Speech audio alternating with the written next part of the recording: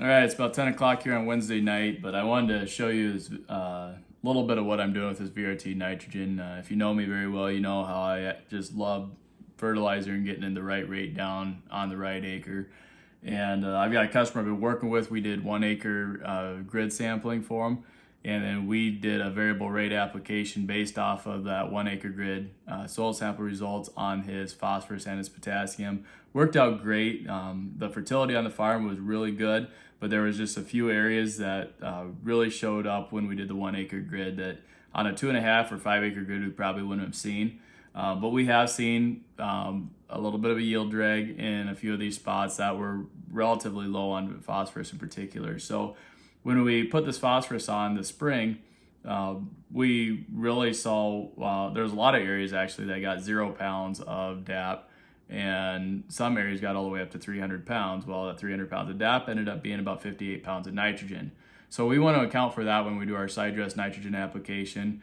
We also have another about 60 pounds of nitrogen already present there in the field. So, and it's mostly on bean stubble. So what I did is I took his normalized yield average for the past few years. Since we put the egg liter yield monitor in the combine, we've been recording yield. So we know the yield variability across the couple farms here. I put that into account, and then I put that phosphorus application this spring into account from the variability of that.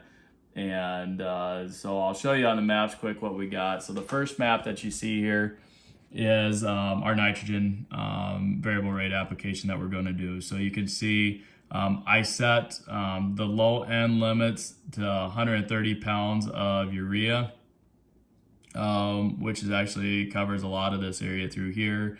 And then I set the upper limit to 220 pounds of urea. Some of the really high fertility areas are getting that.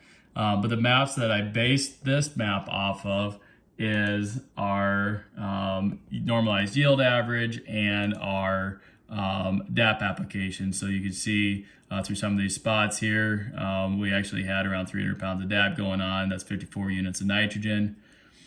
So what I did, I took, again, the yield average. I used the university equation of 1.1 units of N per bushel of corn. Applied that in the formula, subtracted the DAP application, and voila, we've got our variable rate nitrogen rec. So pretty excited about this. It'll be going on hopefully in the next couple of days. And if we can help you on some of your farms get to this level of precision, by all means let us know. It starts by having good yield data and by having good soil sampling data.